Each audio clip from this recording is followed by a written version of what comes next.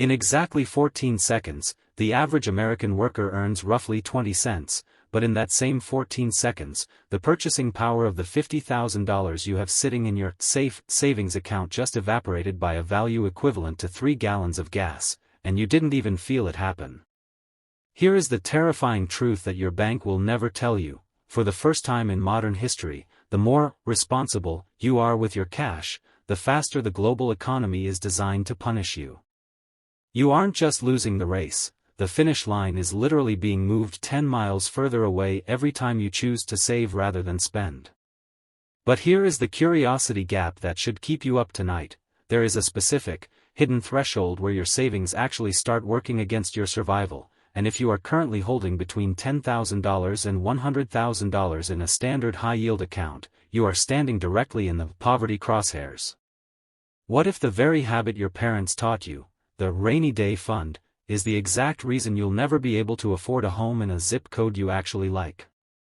Why does it feel like you're doing everything right, yet you're feeling poorer than the guy next door who just bought a boat he can't afford?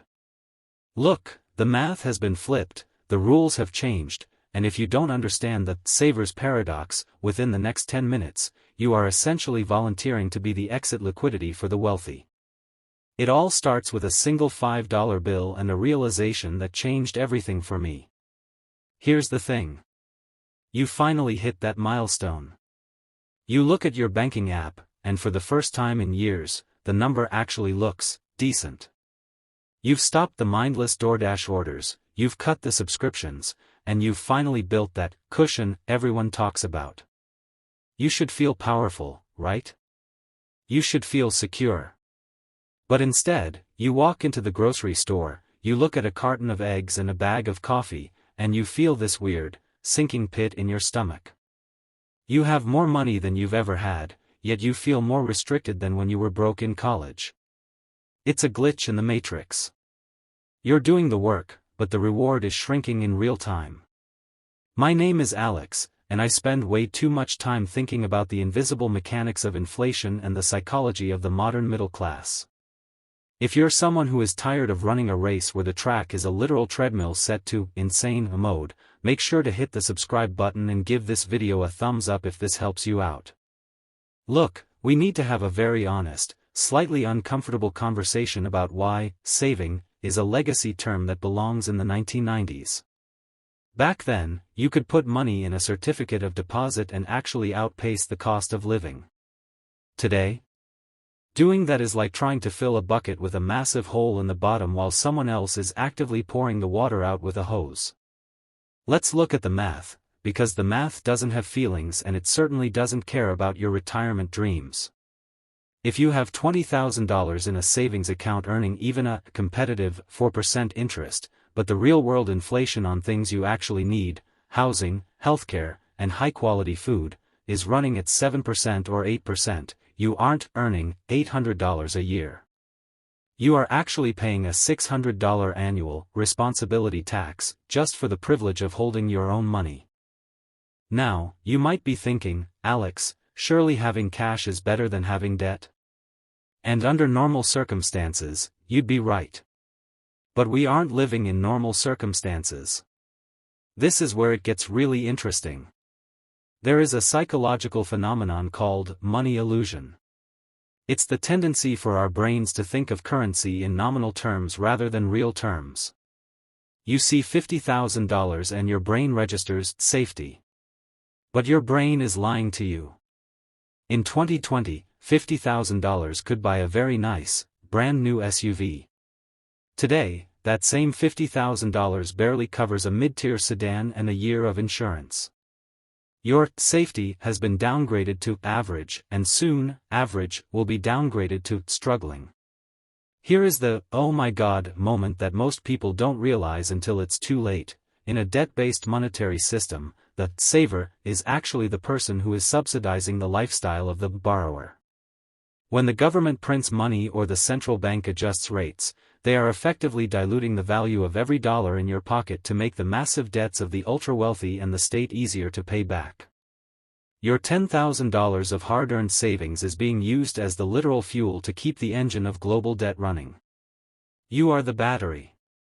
By saving too much in cash, you are unintentionally volunteering to pay for the inflation that everyone else is complaining about. Let's simplify this with an analogy. Imagine you and your friend are at a stadium. You both want to see the game. You decide to sit down and save your energy, that's saving your money. Your friend decides to stand up on his chair to get a better view, that's investing or taking a risk. Then the person in front of him stands up. Then the whole row. Pretty soon, the only way to see the game is to stand on your tiptoes on top of the seat. If you stay sitting down, you're still in the stadium, but you can't see a single thing. You're poorer in terms of your experience, even though you've saved the most energy.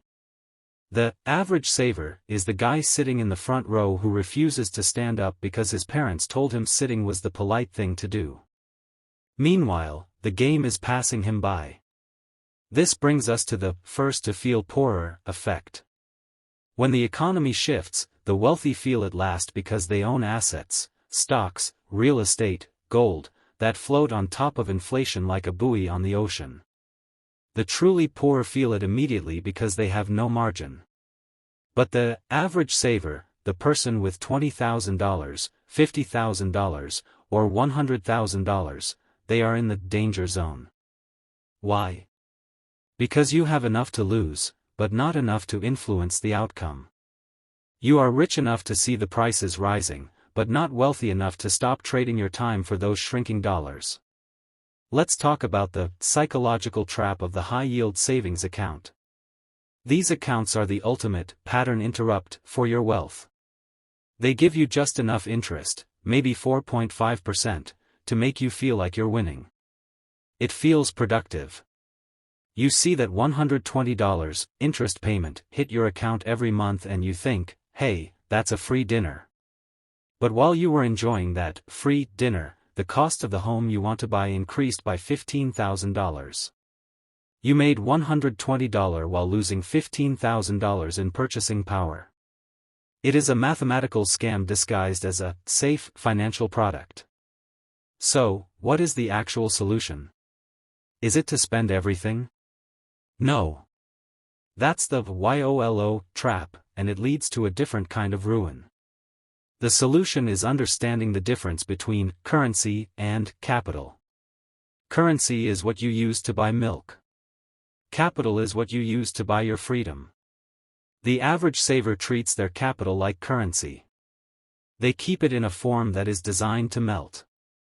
If you want to survive the next 5 years without feeling like you're falling behind, you have to stop being a saver and start being an acquirer. You need to move your mindset from, how much do I have, to, what do I own that produces value? Here is an actionable step: audit your survival floor. How much cash do you actually need for a 6-month emergency? Not a, I want to feel rich fund, but a, the world is ending fund. Once you hit that number, every single dollar over that line that stays in cash is a dollar you are giving permission to die. You might object and say, but Alex, the stock market is volatile. Real estate is expensive. And you're right. It is. But you know what's more volatile than the S&P 500? The purchasing power of the US dollar over a 10-year period. It has a 100% track record of going down. Betting on cash is betting on a guaranteed loser. Betting on productive assets is betting on human ingenuity and the fact that companies will always try to make a profit, regardless of how much money is printed. Think about the Kikibo philosophy or the minimalist approach to money. It's not just about spending less, it's about the intentionality of where your energy goes. If your energy, your hours of labor, is stored in a bank account, it is slowly evaporating. If it is stored in a business, a piece of land, or a diversified portfolio of the world's most powerful companies, it is at least fighting back.